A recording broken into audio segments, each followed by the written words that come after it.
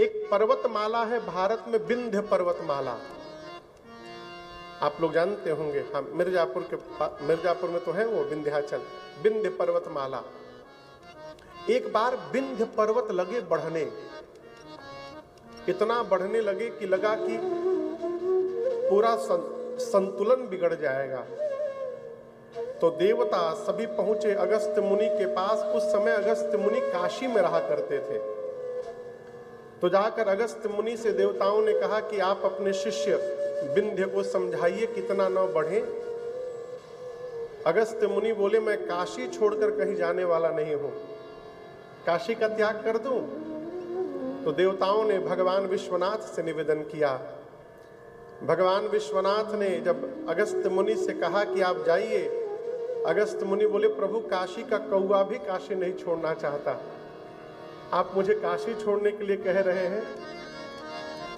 तब भगवान विश्वनाथ ने वचन दिया कि मेरी आज्ञा से जाइए और आप जहां रहिएगा, मैं एक बार आ करके आपके मुख से सपरिवार राम कथा श्रवण करूंगा, ये मेरा वचन है आपको। तो अगस्त्य मुनि काशी से निकले, विंध्य के पास गए तो विंध्य ने चरण में सिर झुकाकर प्रणाम किया। सिर को गुरु जी के पांव में रखा और प्रणाम करके पूछा, गुरुदेव क्या आज्ञा है मेरे लिए? अगस्त्य मुनि बोले, मैं जा रहा हूं, जब तक लौट कर वापस ना आ जाऊं ऐसे ही पड़े रहना।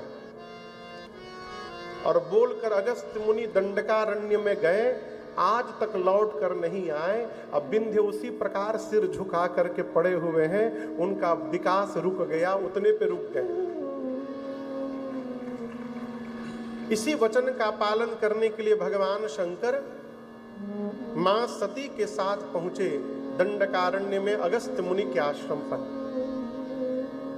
अब आप बताओ, आपके घर अचानक भगवान शंकर आ जाए तो क्या गति होगी? जीव पागल हो जाएगा हो।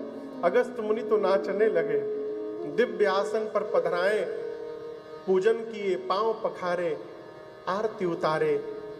और इसी सब क्रियाकलाप को देखकर सती मैया के मन में भ्रम हो गया।